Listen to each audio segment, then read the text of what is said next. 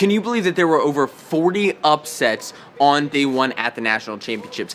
That's how incredible this tournament is. And to be honest with you, these 2022 national championships are some of the best that we've had in recent years. First of all, there are a crazy amount of fans here already, and on top of that, they're cheering on these guys who are, in their 4th, 5th, 6th, 7th years, wrestling guys who are 18 years old, and it just has made for some crazy first-round matchups, some crazy upsets. So let's get to those crazy upsets, ref mishaps that happen in the afternoon sessions, and the quarterfinals that you got to watch out for tomorrow. The crazy upset that happened in this morning's session was Dejon Castro defeating Austin O'Connor of UNC. This was a huge upset, beating last year's national champion, a guy from a smaller school. It was great to see these smaller schools really saying, yeah, we're not taking anything from these, bigger name, bigger singlet schools. We're just going to come out here and prove you wrong, and that they did in the early sessions. Then the afternoon sessions, oh gosh, can you believe it?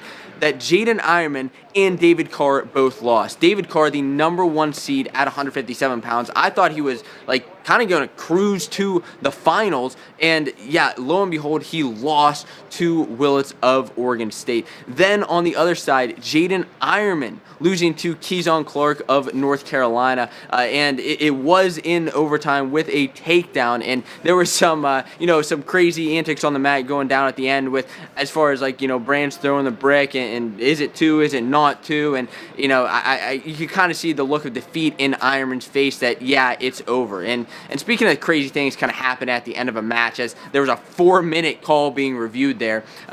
Let's talk about some of the ref mishaps that happened. The first, I think, big one that may pop into your head is what the heck happened with Aiello and Max Dean. Did Aiello get back points there? Should he have had back points there? And it seemed, watching it probably should have been, and I know a lot of people are upset about that. And it was kind of funny to see, though, Dean's reaction and Coach Kale's reaction after that match happened, that they're just kind of dealing with the haters and the calls of the arena booing. And speaking of booing, wow, did the arena boo? With 17,000 fans here right now, it's going to be even more tomorrow, but did they boo the match after Rivera and Chad Red? That was kind of a back and forth match when Chad Red ended up coming back there at the end and getting the better of Rivera. Until Rivera was able to send it into overtime off of, I believe it was a locked hands call from the bottom. And then they sent it to overtime, and lo and behold, the ref decided to call a stalling to end the match. What a bad way to end it. I don't care. I just hate, I think I talked about this a couple weeks ago. I just can't stand when a stalling call ends the dang match. Let them wrestle. Let's see what would have happened. Don't let the stalling calls decide. And that leads us to the quarterfinals that you got to watch out for tomorrow. And there are quite a few. I want to start out at 149 pounds. Austin Gomez and Bryce Andonian. This is a match that I predicted would probably happen. Andonian was one of my dark horses that you should watch out for, and I think it's going to be a high-flying match between those two guys. And speaking of high-flying, I mean, just right on the other side, you have Tariq Wilson and Ridge Lovett. Those two are also some crazy guys. They're going to let things fly out there on the mat. The 149 is going to be wild. 157 was another one of my dark horses in Ed Scott, and I think he's going to have a good match again with Quincy Monday tomorrow, and we'll see if he can continue to keep things rolling. He had a big pin in the first round, and I love to see him continue because now that Carr is out of that top half of the bracket, it clears things away a little bit where anything can happen. At 165, I mean, that's just a weight that's wild in general. I'm looking forward to all those matches.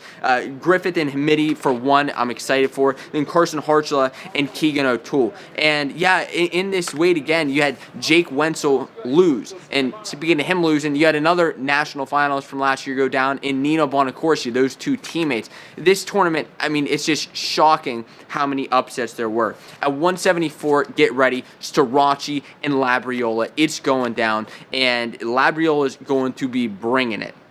Also at that weight, you got Kemmer and Hayden Hiley. This is probably my most anticipated quarterfinal match because they haven't wrestled in quite some time, been 5 years since they've wrestled in college at 157. Now they're at 174, and winner moves on to the semifinals. There's a lot at stake here, not only in this, but also in the team race, because right now Penn State is in the lead of the team race, followed by you have Arizona State, you have NC State, Michigan, and NC State all right on their heels. And I'm going to make this prediction now. This is a prediction I wanted to make a couple days ago, but just wasn't quite able to get there. I think that NC State may pull ahead of Iowa in the team race. I think that you could see NC State finish in third if the quarterfinals go well tomorrow. Tomorrow is going to be a big game-changing day as well. So I'm interested in hearing what your thoughts are on the day. It was wild, and I cannot wait for the next round to start.